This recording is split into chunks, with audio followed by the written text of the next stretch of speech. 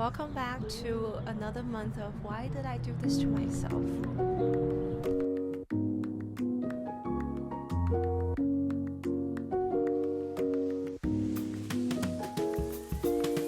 Hi, welcome back to the channel. If you're new here, my name is Sissy Lu and I'm a film photographer based here in New York City. This year I'm doing monthly challenges, hopefully to make myself a better and more versatile photographer. Last month I challenged myself to only take photos in black and white. That took the soul out of me, but at the end I gained a new perspective in photography, which I really appreciate.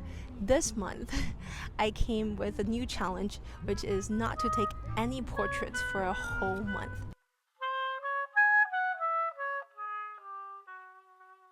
If you have came across my work, you will know that I love engaging with people and portraiture is my comfort zone in photography.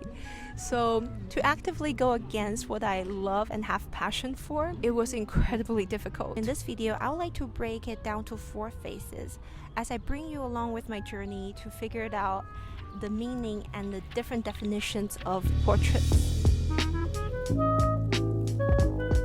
So in the beginning of the month, my definitions of portrait is people, and so not to take any portraits, I stopped taking photos with people in it, and that means taking photos of random objects such as cars, trees, flowers, and buildings.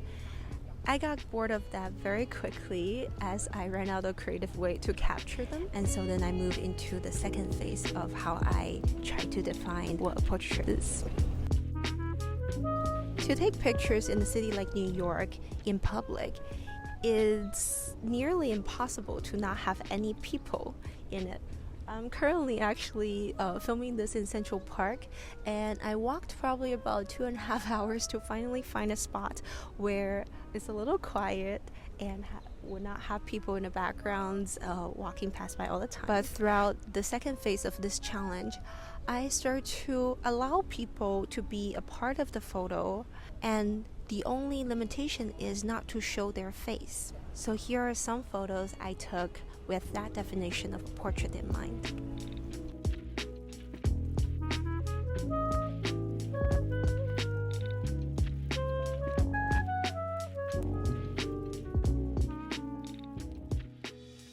As I was finding more creative ways to photograph people with other faces in it, that raised the question of to what degree of including people in my photo and still not making it a portrait. So as phase 2 progresses, I met up with my friend Brent, who's a great photographer. You should all go follow him on Instagram. He raised the questions, does a close-up of a hand count as a portrait? Because it does tell a story of the person just without showing the face. I think that was an excellent question brought up by him, and that really made me redefine what is portrait again.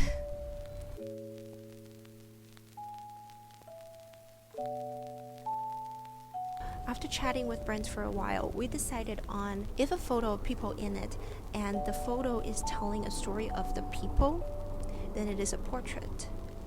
And if people in an overall photo is telling the story of the overall environment and surrounding, that is not a portrait.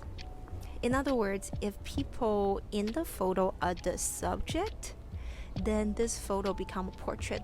However, if they become the object to support and to complete the photo itself, then it is not a portrait.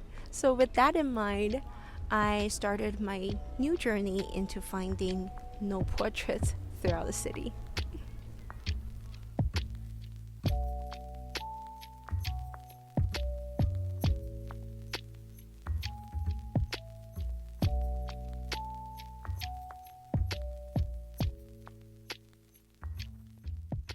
Before I reveal what the last and final definition that I came to about a portraiture, I would also like to show you just how much struggles that I have gone through this month.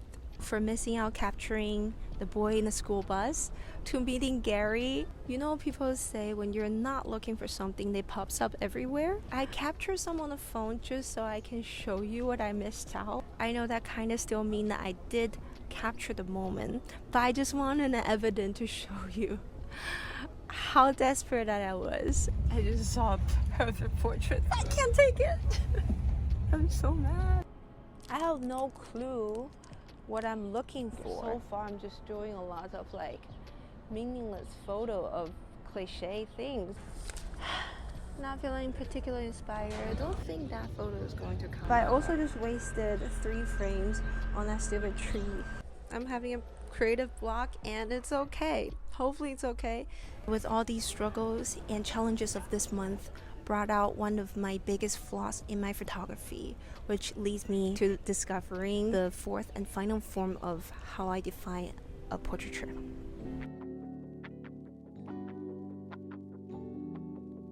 I realized as I was taking people's portraits, I find characters and personalities to put in front of the cameras, and all I had to do was to find them and then I capture their personalities.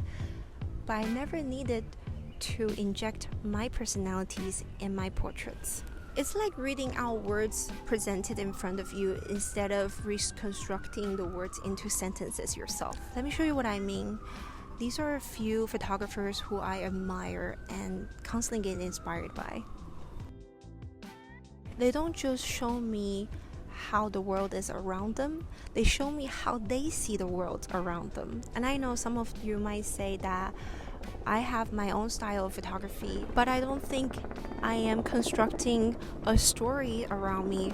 I'm just simply finding the story and capturing them. Ultimately, I want to do both. I want to be able to discover a story and write the story. The biggest lesson I learned from this month was how to overcome my creative blocks. I found 3 ways that's helpful for me, and so hopefully these will be helpful for you too. At the end of the month, as I was talking to my friend Kevin, who is also a great photographer, I was talking to him about this challenge. He described street photography like this. Kevin says street photography is like riding a wave. You catch the wave, you ride it, and you never know where it's leading you until it brings you to another wave, and you just work with what you have at the moment. I think that analogy was so beautiful and important to know, which leads me to the second point. Throughout the month, I talked to many of my friends, hoping just by communicating with them will bring a new perspective to me. And for me, talking out loud really helps. By talking to creatives and not just photographers, they will see something that I'd never seen before, and sometimes it will spark a new interest and let me out of the creative block and give me some inspirations. And lastly, I would like to leave you with what Gary told me when I saw him this month. He said, if you remain at home with a problem, the problem grows and solidifies. But if you got out, the problem disappeared by molecules.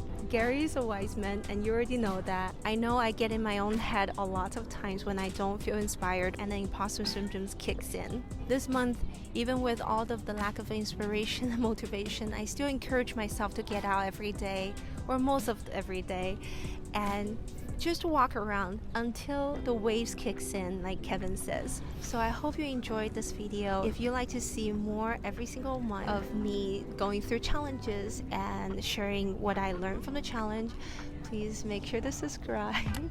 Hopefully I will see you in the next one very soon. Bye.